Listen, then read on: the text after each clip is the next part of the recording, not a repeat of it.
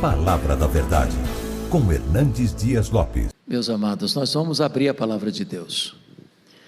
E convido você para abrir o texto bíblico no primeiro livro de Samuel.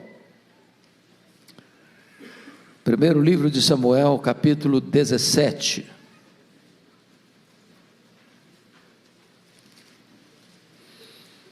Esta é uma narrativa bíblica bem conhecida de todos. E eu vou ler apenas os versos 45, parte do 46 e do 47. Entretanto, pretendemos fazer uma exposição de todo o capítulo e preciso que você mantenha a Bíblia aberta depois da leitura. 1 Samuel 17, 45.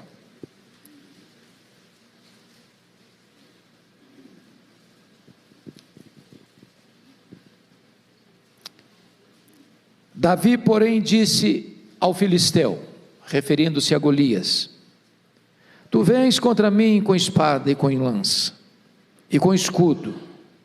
Eu, porém, vou contra ti em nome do Senhor dos exércitos, o Deus dos exércitos de Israel, a quem tens afrontado. Hoje mesmo o Senhor te entregará nas minhas mãos. Parte B do verso. E toda a terra saberá que há Deus em Israel. Saberá toda essa multidão que o Senhor salva, não com espada, nem com lança, porque do Senhor é a guerra, e Ele vos entregará nas nossas mãos. Amém. Essa é uma das narrativas mais conhecidas da Bíblia. Esse é um dos textos clássicos da Bíblia para tratar de uma batalha, de uma guerra espiritual.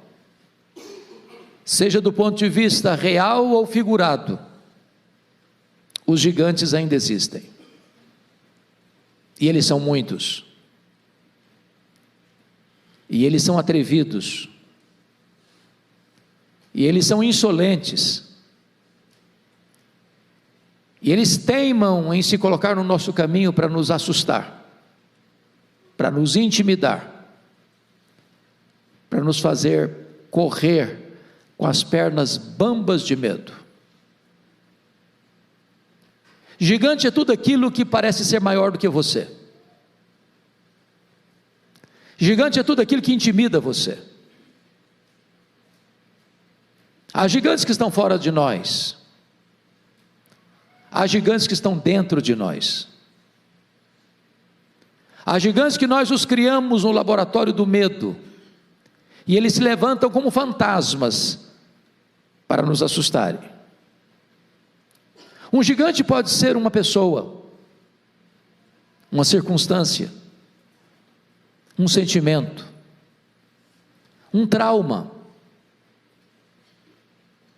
uma doença, uma perda, uma decepção, um luto. Eu não sei quais são os gigantes que você enfrenta, mas eu quero lhe dizer que Deus não chamou você para ter medo dos gigantes, para medir a altura dos gigantes, para fugir dos gigantes. Deus chamou você para vencer os seus gigantes.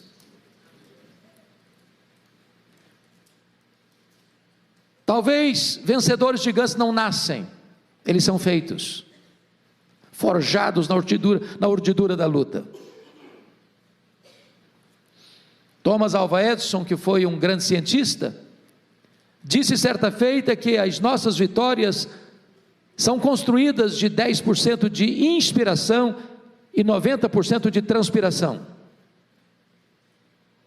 Tem trabalho, tem suor, tem lágrimas. Esse próprio cientista, dizem os seus biógrafos, que quando ele era pequeno, a escola o devolveu, não tinha os mesmos direitos que se tem hoje. E quando ele perguntou para sua mãe: por que, mamãe, que a escola me rejeitou? Sua mãe respondeu: é porque você é muito inteligente, filho. Seus coleguinhas não vão conseguir acompanhar você. Eu vou investir em você. E investiu mesmo. E Thomas Alva Edison veio se tornar o maior cientista de todos os tempos, no sentido de registrar patentes. Cerca de 1000 patentes. Muitas invenções, dentre elas a lâmpada elétrica. Muitas pessoas têm enfrentado seus gigantes e vencido seus gigantes.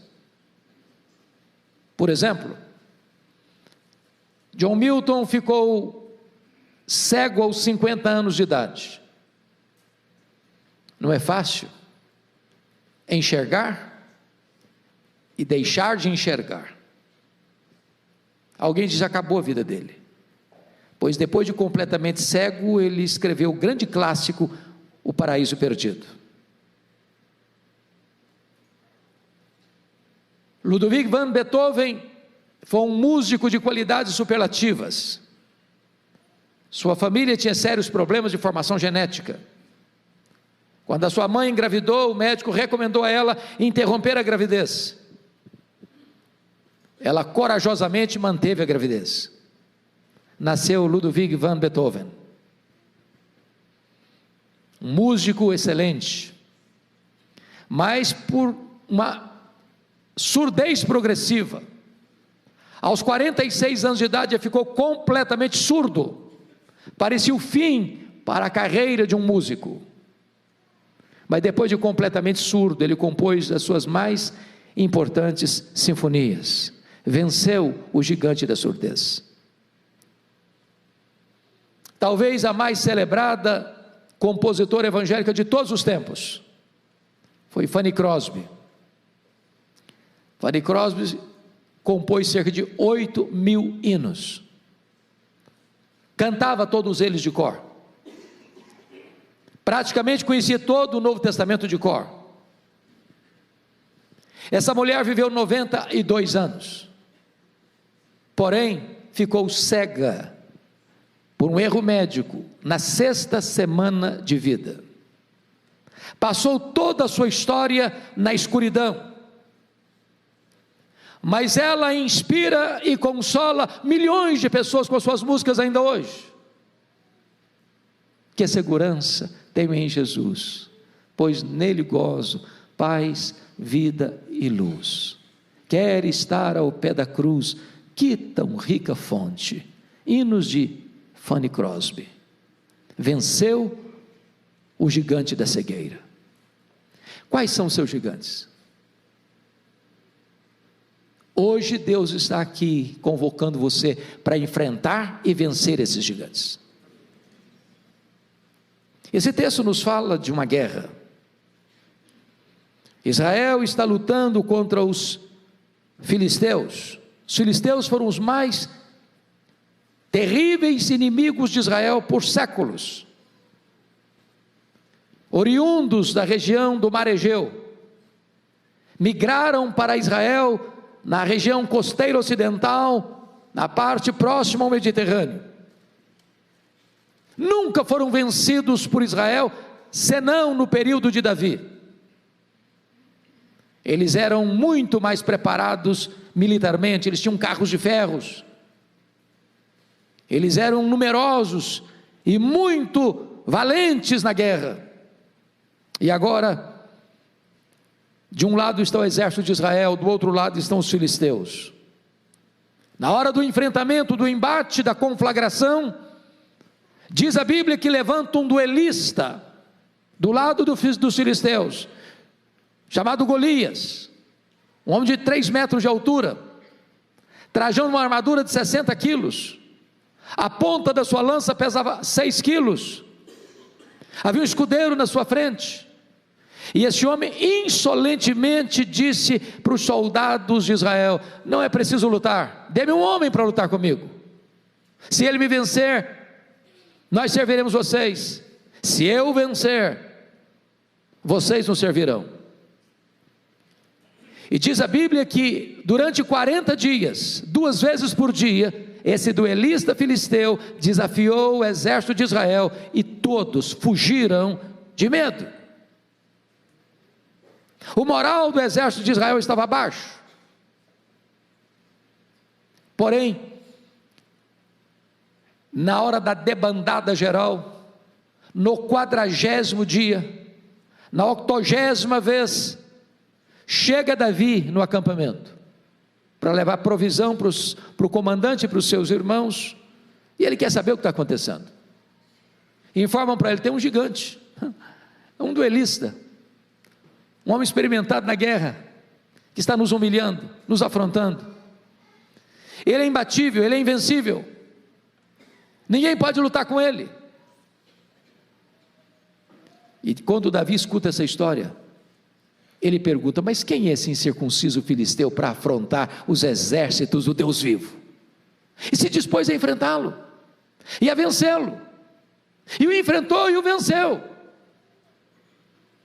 Daí decorre então o tema dessa meditação: quais são os atributos de um homem vencedor de gigantes? Esse texto nos aponta para isso. Com a Bíblia aberta comigo, confira por gentileza. Em primeiro lugar, veja você o verso 24. Todos os israelitas, vendo aquele homem, fugiam de diante dele e temiam grandemente, e diziam uns aos outros: viste aquele homem que subiu? Pois subiu para afrontar a Israel. Um vencedor de gigantes, irmãos, não escuta a voz dos pessimistas. Os pessimistas estão por aí crescendo como cogumelo, estão por toda parte, e eles vão olhar para vocês e dizer assim: é uma loucura você enfrentar o seu gigante, você não vai conseguir, isso é maior que você, é melhor desistir, é mais seguro fugir. Se você escutar os arautos do pessimismo, se você escutar os embaixadores da incredulidade, se você der crédito a esses pessimistas, você também vai fugir. Eu fico olhando a história de Israel, daqueles 10 espias que voltaram de avistar a terra e deram um relatório muito negativo. A terra é boa, lá mana leite e mel mesmo, os frutos da terra são excelentes, trouxemos até evidências disso, mas tem um problema: lá tem cidades fortificadas, lá tem guerreiros, lá tem gigantes, a terra é inconquistável, ela é boa, mas não é para o nosso bico, não dá para nós. Aliás, aos olhos daqueles gigantes, nós somos gafanhotos. Para ser sinceros, aos nossos próprios olhos, nós somos gafanhotos.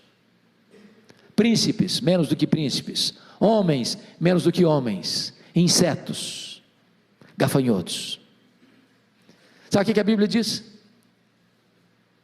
Que em virtude de escutar a nação, o relatório pessimista desses espias, Deus puniu a nação toda, e toda aquela geração que saiu do Egito, exceto os 2 espias que creram que Deus poderia dar-lhes a terra, pereceram no deserto. Não escute os arautos do pessimismo. Deus pode levantar você para vencer aqueles gigantes que desafiam você, que intimidam você e que fazem você sofrer. Mas a segunda marca de um vencedor está aí comigo, confira, versículos 14 a 16. Davi era o mais moço, só os 3 maiores seguiam Saul. Davi, porém, ia a Saul e voltava para apacentar as ovelhas de seu pai em Belém. Chegava-se, pois, o filisteu pela manhã e à tarde, e apresentou-se por 40 dias. Essa marca é a seguinte: você não tem que ficar olhando para as dificuldades do ontem, você tem que olhar para as oportunidades que Deus põe diante de você hoje. Vamos entender isso aqui. Quando Abner, comandante do exército de Israel, vai à casa de Jessé para alistar alguns de seus filhos para serem soldados, para defender a nação, ele escolhe os 3 mais velhos. Davi não foi escolhido nem lembrado. Talvez alguém dissesse: olha, esse Davi não tem idade para ser soldado, ele não tem cancha para ser soldado, ele não tem preparo para ser soldado, ele não tem porte de soldado. Mas o único homem que teve coragem de enfrentar o gigante, nem lembrado foi. Eu conheço muita gente doente, emocionalmente doente, porque um dia não foram lembrados, porque ninguém acreditou nele, não acreditou nos seus dons, não acreditou nos seus talentos, foi abandonado, foi esquecido.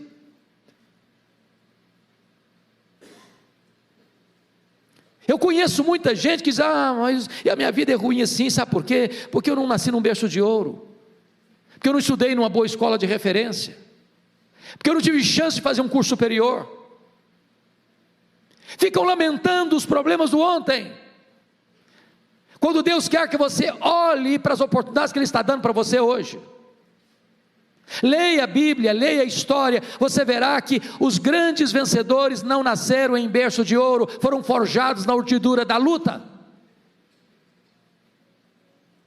Não importa o seu grau de instrução, não importa o seu berço, se de ouro ou berço de palha, o que importa é que Deus pode levantar você na sua geração, para ser uma bênção e para ser um vencedor de gigantes. Terceira marca de um vencedor de gigantes. Confira comigo os versos 28 a 30.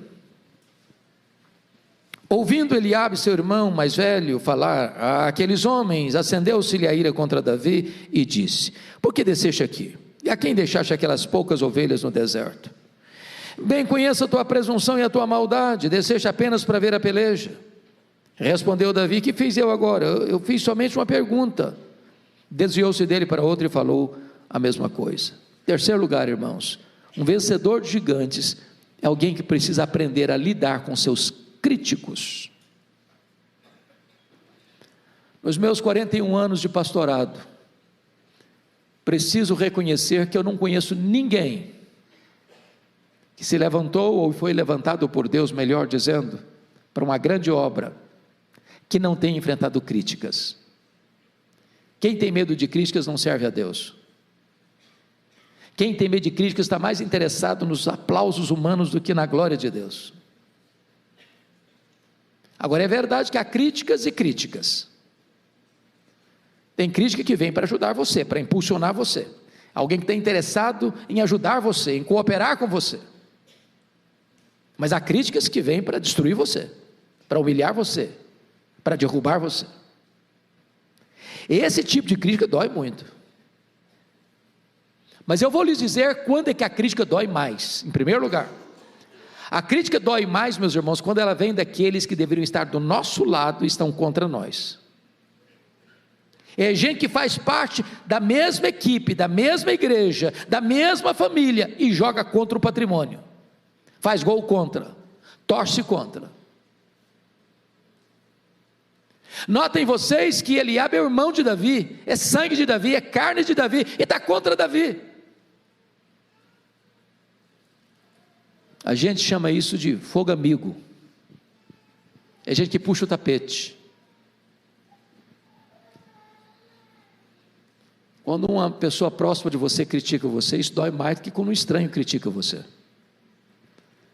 Se você passando pela rua, recebe uma fechada, e alguém fala um palavrão para você, faz um gesto obsceno para você, você fica irritado 30 segundos, dobrou a esquina, você não sabe quem é a pessoa, não sabe de onde ela vem, para onde ela vai, já esqueceu. Agora, quando alguém da sua família cutuca você, critica você, tenta humilhar você, isso dói. Segundo, sabe quando a crítica dói mais? É quando ela vem daqueles que nos conhecem há muito tempo.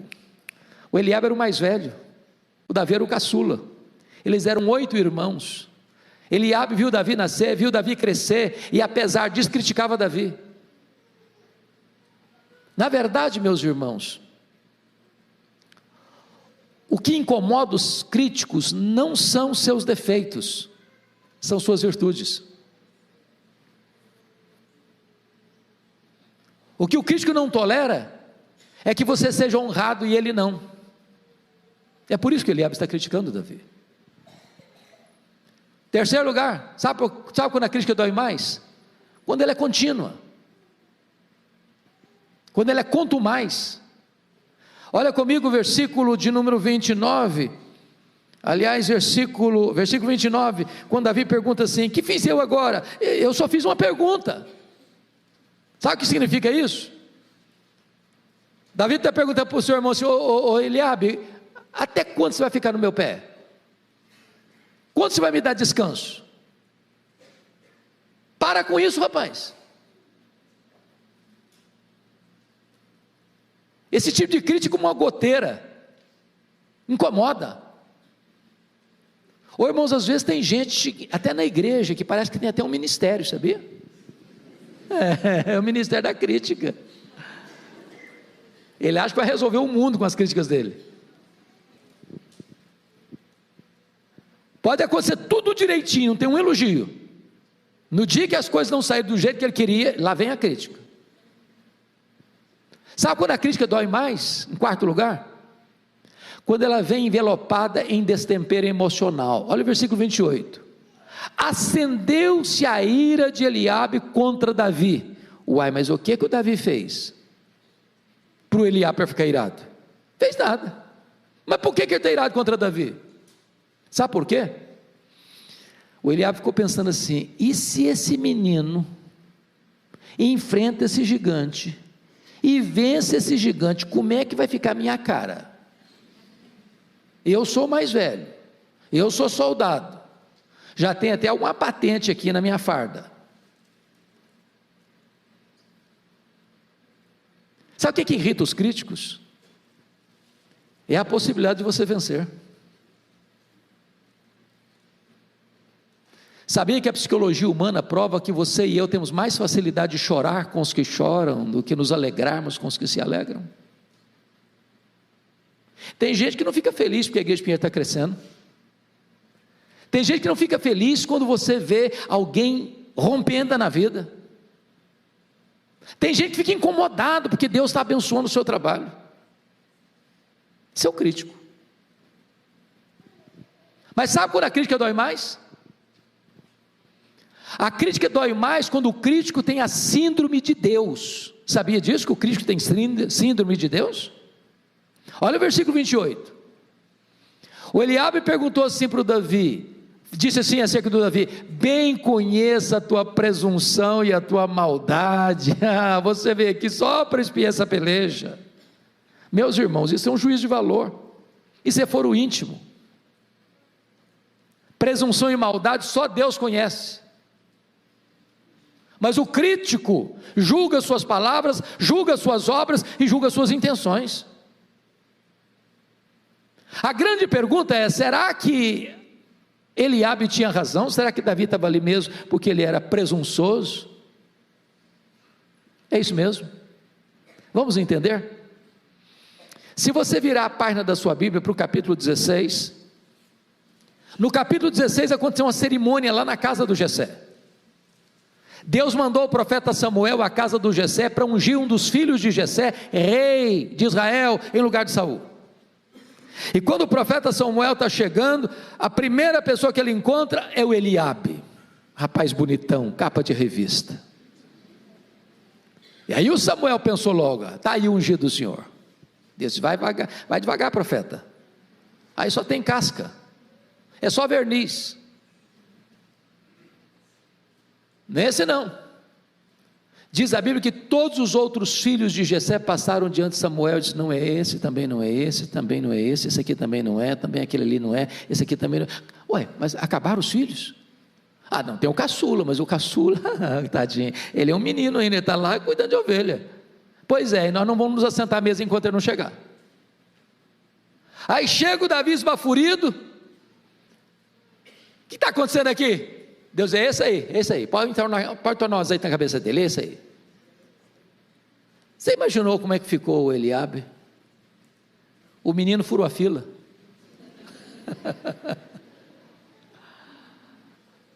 Agora, preste atenção nisso. Os três mais velhos estão na guerra. O Jessé dá um recado para o Davi: ô meu filho, deixa as ovelhas aí sob cuidado de alguém, vem cá, eu preciso de você. Ô filho, eu preciso que você leve esses pães e esses queijos para o comandante e para os seus irmãos. Davi poderia ter dito assim para o seu povo: papai, eu acho que o senhor não está entendendo é nada. O senhor não sabe o que aconteceu aqui em casa, não? O senhor não sabe que eu sou o futuro rei de Israel, não? O senhor não sabe que agora eu preciso preservar minha imagem? Ué, mas o que é isso? Ué? Eu me dão agora de office boy? Como é que fica a minha imagem? E a minha reputação? Vou não, o senhor arranja outro. Agora eu tenho que manter a pose. Portanto, quando Davi vai, ele é humilde, não presunçoso. O problema é que o crítico transforma a sua virtude em defeito, e critica a sua virtude como se defeito fosse. Sabe quando a crítica dói mais? Em último lugar, a crítica dói mais quando o crítico quer humilhar você diante das outras pessoas. Olha a pergunta do Eliabe no verso 28. Ô menino, com quem você deixou aquelas poucas ovelhas no deserto? O que ele está falando aqui? Trocando em miúdos, sabe o que ele está dizendo para Davi? Menino, recolha-se a sua insignificância. Coloque-se no seu lugar, rapaz. Quem é você? Você não passa de um pastorzinho de poucas ovelhas no deserto e vai dar uma de valentão aqui, tem um exército inteiro fugindo desse gigante. Quem é você, cara? Enxerga-se. O que ele está fazendo? Humilhando Davi diante dos soldados de Israel. Deixa eu dizer uma coisa a você muito séria.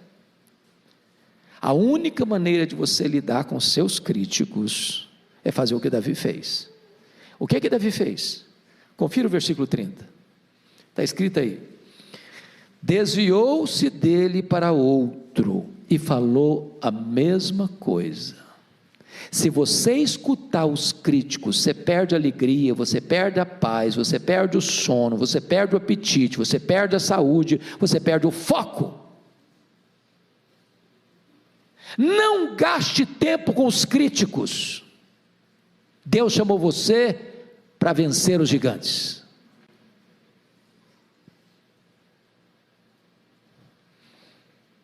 Quinta marca de um vencedor de gigantes.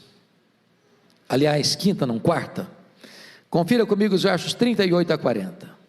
Saul vestiu a Davi de sua armadura e lhe pôs sobre a cabeça um capacete de bronze, vestiu de uma couraça. Davi cingiu a espada sobre a armadura e experimentou andar, pois jamais havia usado. Então disse Davi a Saul: eu não posso andar com isso não, pois nunca usei. E Davi tirou aquilo de sobre si, tomou o seu cajado na mão, escolheu para si 5 pedras lisas do ribeiro e as pôs no alforje do pastor que trazia saber no surrão, e lançando mão da sua funda, foi-se chegando ao filisteu. Um vencedor de gigantes é autêntico, ele não tenta imitar os outros. Vestir roupa de rei sem ser rei não faz de você um rei. Quando eu li esse texto, pastor Arival, e é para mim uma das mais lindas narrativas da Bíblia, eu dou risada às vezes sozinho. Pensa comigo aqui. A Bíblia diz que o Saul era o cara mais alto de Israel. Davi era um cara de altura mediana. O Saul era manequim 70, o Davi manequim 52. Quando botou aquele monte de armadura em cima do Davi, gente, sobrou armadura. O cara não conseguia nem andar, era um estorvo, era uma loucura aquilo. Agora, bota uma espada, a espada do Saul devia ser maior que a dos outros, ela encostava lá no chão. O Davi não conseguia andar com aquilo. Ele arrancou aquela tralha toda de cima dele, falou: eu não sei usar isso não, nunca usei esse negócio não, então é uma coisa, eu não sei mesmo, e não quero também, pronto. Aí ele correu lá no ribeiro. Gente, se vocês visitarem essa região de Israel, vale a pena, porque lá até hoje, nesse lugar, tem pedras assim, tamanho de um ovo, lisinha, que dá vontade até você dar umas pedradas. Botou 5 para não ter problema. E aí pegou a funda e correu na direção do gigante. Sabe o que ele está dizendo? Gente, ele está pensando assim: com essa funda aqui, eu sou um doutor, eu consigo acertar um fio de cabelo, quanto mais a testa de um gigante. O que Davi está nos ensinando? O que Davi está nos ensinando é que não basta ter coragem, é preciso ter preparo. Coragem sem preparo é loucura. Meus irmãos, nós vivemos hoje um mundo distinto, nós vivemos hoje um mundo dos especialistas. Por exemplo, Você se lembra que no passado, bem recente, você tinha uma coisa chamada médico da família, lembra disso? Médico da família. Ele era médico do vovô, médico da vovó, do papai, da mamãe, do filho, da filha, do neto, da neta, e o médico clinicava do alto da cabeça à planta dos pés, e pronto, era o médico. Hoje, se a dor é do lado direito, é um médico, se a dor é do lado esquerdo, é outro médico. Se a dor de dente é de um jeito, é um dentista. Se a dor de dente é do outro jeito, é outro dentista. Porque é o mundo dos especialistas. Eu pergunto a você, qual é o seu trabalho? Não importa o seu trabalho, se você for um especialista, você vai ser bem sucedido. Você pode fazer salgadinho para fora, você vai fazer o melhor salgadinho da cidade. Você vai ser professor, você vai ser o melhor professor da escola. Você vai ser um comerciante, você vai ser o melhor comerciante da cidade. Você vai ser um advogado, um engenheiro, você vai ser um industriário, você vai ser um empresário, você vai ser um taxista, um motorista de Uber, você vai se especializar, você vai fazer com excelência.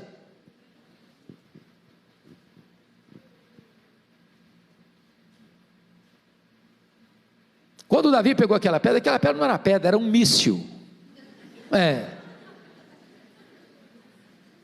Era um projétil. Ele não está fugindo, ele está caminhando na direção do gigante.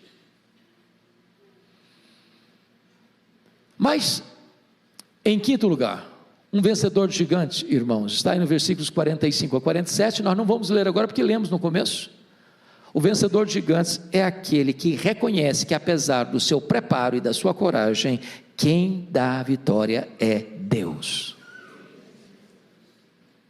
Quando Davi vai enfrentar o gigante vem lá com as suas afrontas, com as suas blasfêmias, com as suas ameaças, e Davi diz para ele: você vem contra mim, com paus, com escudo, com espada, mas eu vou contra você em nome do Senhor dos Exércitos, e toda a terra saberá que há Deus em Israel, e a terra saberá que Deus salva, não com escudo, não com lança, porque do Senhor é a guerra. Entenda isso, amado, quem dá a vitória é Deus.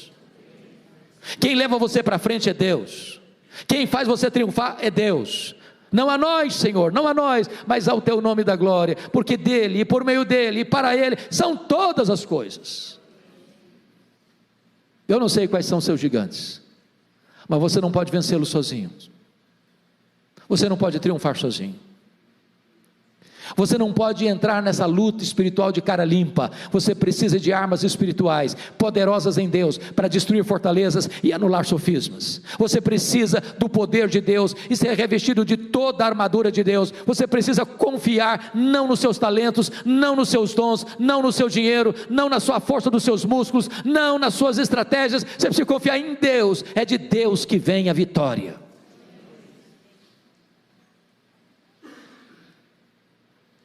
Sexto lugar, um vencedor de gigantes. Confira comigo o verso 48, por favor. Sucedeu que, dispondo-se o filisteu a encontrar-se com Davi, este se apresentou e, deixando as suas fileiras, correu de encontro ao filisteu. Um vencedor tem pressa para vencer. Compare o 48 com 24, por favor. Está escrito 24: todos os israelitas, vendo aquele homem, fugiam de diante dele, e temiam grandemente. Mas o 48 diz: correu Davi de encontro ao filisteu. Qual a importância disso aqui, irmãos? A Bíblia diz que a esperança que se adia, adoece o coração. Tem problemas na nossa vida, irmãos, que vão ficando encruados, porque a gente está adiando, empurrando com a barriga, escondendo debaixo do tapete. É aquela conversa, é aquele confronto, é aquele perdão, é aquele acerto, é aquela decisão. Tem um ditado aqui no Brasil muito conhecido de todos nós: é melhor você ficar vermelho meia hora do que amarelo a vida inteira. Então tome decisão. Pare de ficar adiando as coisas. Tenha pressa para vencer. aquele pecado que tenazmente assedia você, peça a Deus: Senhor, eu não vou ficar mais com a coleira no pescoço do diabo, não, vou vencer em nome de Jesus, vamos romper com isso, aquele vício, que domina você, que escraviza você, em nome de Jesus, você vai vencer. Gente viciada em pornografia, que todo dia, toda hora, está lá, se alimentando de lixo, em nome de Jesus, toma a decisão de matar esse gigante, de vencer esse gigante na sua vida. Está na hora de você parar de adiar a solução dos problemas, enfrentá-los, vencê-los, não na sua força, mas na força do Deus onipotente.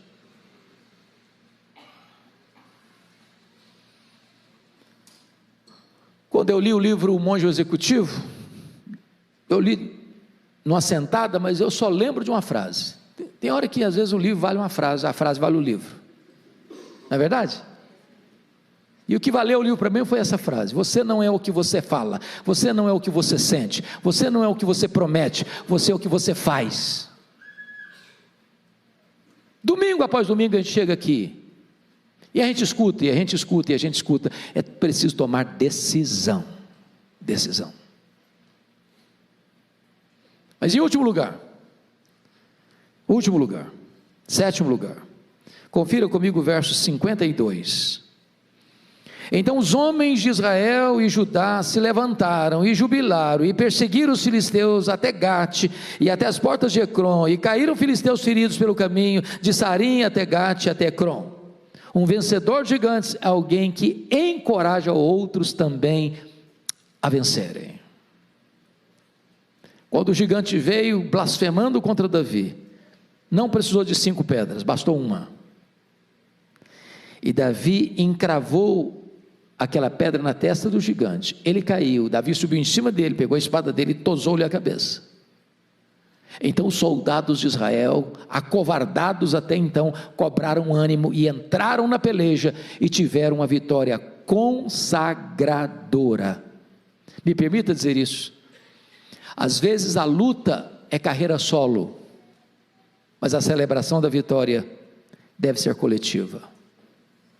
Não basta apenas você vencer, você precisa encorajar outros também a vencerem.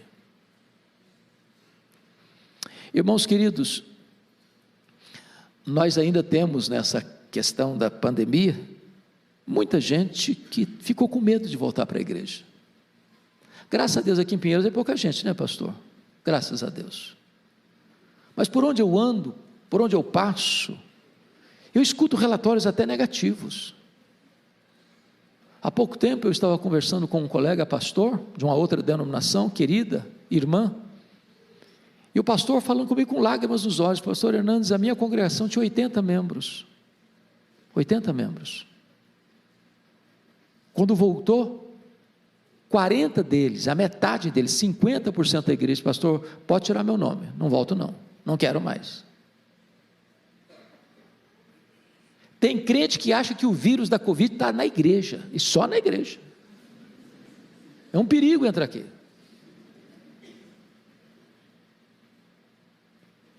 Nós louvamos a Deus pelo alcance que essa igreja tem nas mídias sociais, louvamos a Deus mesmo. Mas se você pode vir para a igreja e não está vindo, você tem que vencer esse gigante. Tem que vencer esse gigante. Talvez está na hora, meu irmão, de você olhar e dizer: meu Deus, quem que não está aqui? Que você conhece, está na hora de, sei lá, fazer uma visita, dar um telefonema, encorajar alguém. Tem hora, irmãos, que basta uma despertada, um empurrãozinho, uma palavra, uma oração. Nós somos um time, nós somos uma equipe, nós somos uma família, nós somos um rebanho, nós somos um povo, nós estamos conectados uns com os outros. Nós não podemos deixar ninguém para trás. Em vez de criticar, de desanimar, de dar discurso de negativismo e pessimismo, incredulidade, nós temos que dizer: meus irmãos, vamos juntos, estou com você, vamos juntos, meu irmão, vamos juntos. Você é um encorajador. Nas palavras lá de Filemon, você é um Filemon que encoraja o coração dos santos, um abençoador. Eu queria terminar com uma ilustração que eu amo, que me marca muito, me abençoa muito. Aconteceu numa Paralimpíada de Seattle, nos Estados Unidos. E a modalidade mais esperada e iria fechar aquela Paralimpíada ia acontecer no estádio. E as moças iriam fazer a última corrida, a mais longa corrida. Havia uma delas que era famosa e era a forte candidata a sagrar-se campeã, no sentido de ganhar a medalha de ouro. O estádio estava lotado, aguardando essa modalidade esportiva. E vocês sabem que as Paralimpíadas são feitas por atletas com deficiência física. E quando as atletas entraram na pista, ao sinal de largada, aquela moça que era forte candidata a ganhar a medalha de ouro, já ganhou a dianteira, recebendo os ruidosos e efusivos aplausos da multidão. Mas para espanto de todos, num dado momento, ela tropeçou e caiu. A multidão imediatamente concentra os seus aplausos na que vinha em seguida, para que ela entrasse e ganhasse a medalha de ouro. Mas para surpresa da multidão presente, do mundo que assistia, ela parou, estendeu a mão que estava no chão, a concorrente, e a levantou. As outras chegaram e, rompendo o protocolo da Paralimpíada, todas elas deram as mãos e correram juntas para a reta de chegada. O estádio aplaudiu demoradamente. O mundo foi impactado pelo exemplo delas, mostrando para o mundo uma lição: as vitórias mais importantes da vida são aquelas que nós as compartilhamos com outras pessoas. Mais do que um vencedor, você deve ser também um encorajador. Mas, meus irmãos, eu quero concluir dizendo que o que nos encanta não é Davi. Davi era um homem como você e eu, de altos e baixos, de avanços e recuos, de escaladas e quedas. Davi também teve medo, Davi também se acovardou, Davi também caiu. Davi está aqui hoje. O coração dele bate no nosso peito. O que nos encanta é o filho de Davi, é o Messias, é o Rei dos Reis, Ele é o Senhor dos Senhores. Ele sim é o vencedor invicto em todas as batalhas. Ele sim é o Rei da glória, que entrou em campo para derrotar o diabo, para derrotar a morte, para morrer e ressuscitar, voltar para o céu, derramar o Espírito Santo, está assentado no trono, e Ele vai voltar para buscar a sua igreja. Ele nos fez mais do que vencedores, e com os olhos nele, os gigantes vão cair.